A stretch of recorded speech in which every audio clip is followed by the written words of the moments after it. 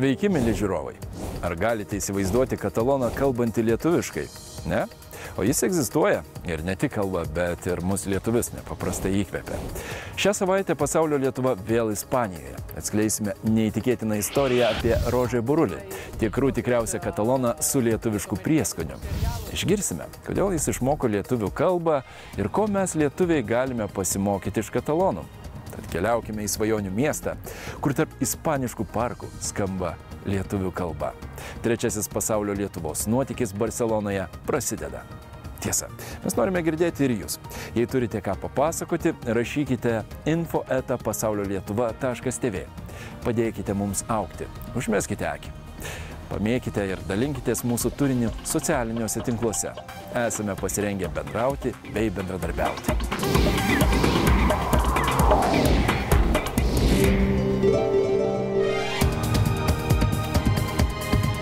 Netrukus laidoje matysite. Amerikos lietuvius subūrė džiugi bendruomenės diena Le Monte.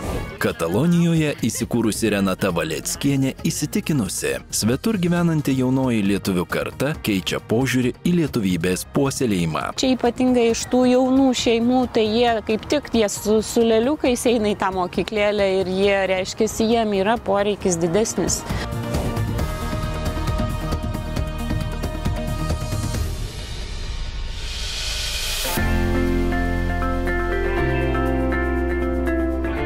Rugsėjo 7-ąją palaimintojo Jurgio Matulaičio misijoje ir Pasaulio lietuvių centre Le Monte šurmuliavo bendruomenės diena, viena gražiausių metų švenčių, subūrusi tautiečius bendrai maldai, naujoms pažintims bei džiaugsmo akimirkoms. Renginys prasidėjo šventomis mišiomis, jas aukojo kunigas Artūras Sederavičius. Viešpats su jumis. Po mišių susirinkusieji buvo pakviesti į mugę, kurioje savo veiklą pristatė net 48 organizacijos. Šventėje svečiai buvo raginami susipažinti su įvairiomis Jungtinių Amerikos valstijų lietuvių bendruomenės veiklomis, užsiregistruoti į patikusius užsiėmimus, o mažuosius užregistruoti į būrelius. Renginys sulaukė ir garbingų svečių. Bendruomenės dienos nepraleido naujai paskirtas Lietuvos Respublikos ambasadorius Jungtinėse Amerikos valstijose Gediminas Varvuolis, ambasados pirmoji sekretorė Giedrė Šidagytė Gudaitienė, generalinis konsulas Čikagoje Regimantas Jablonskas. Bendruomenės diena prasidėjo nuo tėvo Antano Saulaičio, mūsų brangaus kunigo jėzuito minties, kad vieną dieną per metus visi tie, kurie lanko 3 mišias 9, 11 ir 6 valandą vakare, kad susitiktų kartu. Ir ta bendruomenės diena per metus augo, buvo nutraukta, paskiau vėl atnaujinta. Ir šiemet yra toks džiaugsmas, yra 4 metai, kai mes švenčiame atnaujintą bendruomenės dieną. Ir kasmet vis gausėja. Pernai turėjom gal 39 organizacijas, šiemet turėjom 48.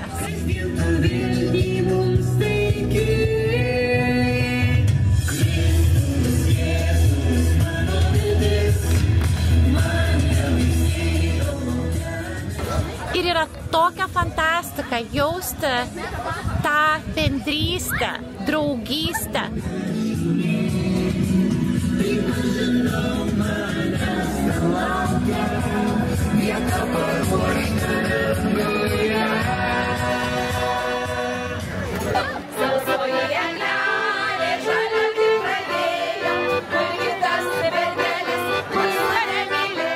Džiugią šventės nuotaiką kūrė tautinių šokių kolektyvai Vaibora, Suktinis ir Grandis.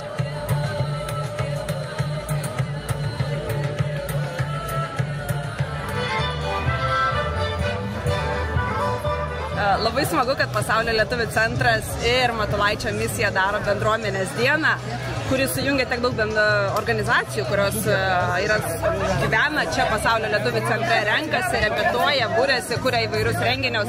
Bet dar smagiau, kad Liepos 10-12 dienomis Čikagoje vyks šokių šventė. 17-oji Šiaurės Amerikos lietuvių tautinių šokių šventė.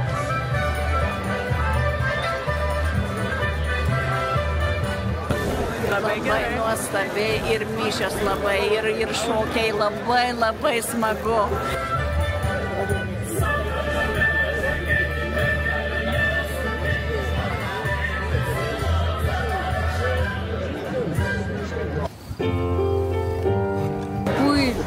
puikiai, man labai patinka, labai visada gera čia būti, aš antrą kartą. Bet ir diena tikriausiai antrą kartą. Smagu.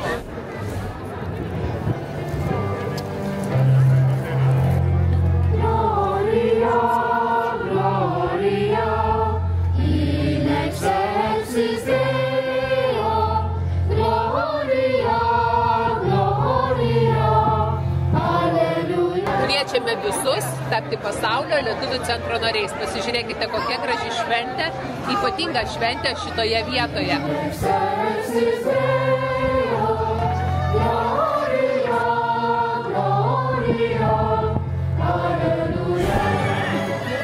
Renginio kulminacija tapo visus į vieną ratą įtraukusi smagioji bitutė pilkoji.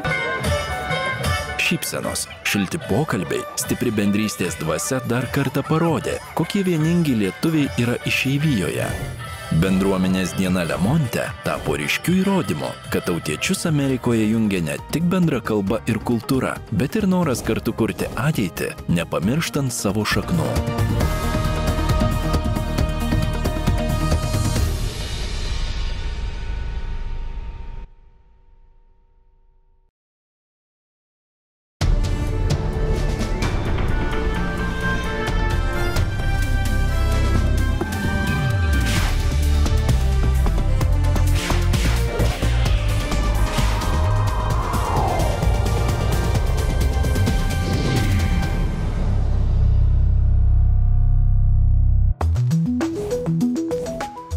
Kartais galima išgirsti Barseloną vadinant svajonių miestu. Čia šilta ir dažniausiai saulėta, o šią viduržemio jūrą miestą supa nuostabi spalvinga gamta. Gero maisto gerbėjai čia gali mėgautis gurmanišką virtuvę, nebeingi kultūrai, grožėtis gausiu meno palikimu.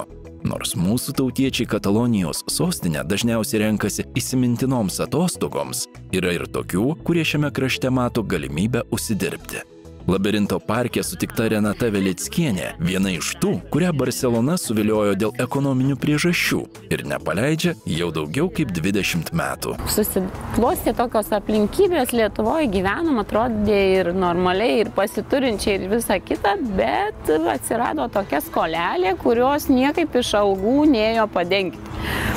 Ir mano sesuo išvažiavo į Ispaniją su Au Pair programa ir sako, sesė, žiūrėk, kaimynystėje reikia močiutę prižiūrėti, ar tu nenori greitų pinigų? Va, ir sakau, nu gerai, o tada dar buvo tos Šengeno vizos 3 mėnesiam, galvoju, oi, labai gerai, per 3 mėnesius mes čia va, tiesiog greitai susitvarkysim ir vėl galėsim laimingai Lietuvoje gyventi. Bet tie 3 mėnesiai grįžau, bet prieš grįžtant susipažinau su žmonėm, kurie sako, tai jūs gal norit kartu ir su vyru, mums reikia šeimos, kad va, šiek tiek prie ūkio, prie bendrų reikalų. Nu ir aš pakalbinau vyrą, kaip tik buvo tas laikotarpis, kai jo ten servise dirbo, užsidarinėjo, irgi negerumai. Nu ir greit susiruošėm, sūnui buvo 13, tai sūnų palikom pradžiai pas jo seserį, kad viską, kol įsikursim, pažiūrėsim, kaip mums sekasi. Ir tikrai neplanavom nei ilgai čia būti, nei nieko, tiesiog kažkokiam tai laikotarpiui. O kai įsikūrėm, susiklostė taip, kad kaip ir sūnus po pusmečio jau mes jį pasiėmėm. Pradėjom ir jis darbą jau paskui susirado, ir aš darbą jau susiradau šiokį tokį, nu ir pradėjom gyventi. Renata Katalonijos lietuvių bendruomenėje tikra senbuvė. Jis savo akimis regėjo ne tik bendruomenės formavimąsi, bet ir Barselonos lituanistinės mokyklos kūrimąsi. Po reklamos matysite, Katalonas Rožė įkvėpimo semėsi iš lietuvių tautos. Kaip Lietuva saugo visą kultūrą ir kalbą ir istoriją, mes irgi galim patobulinti ir paimti lietuvišką pavyzdį.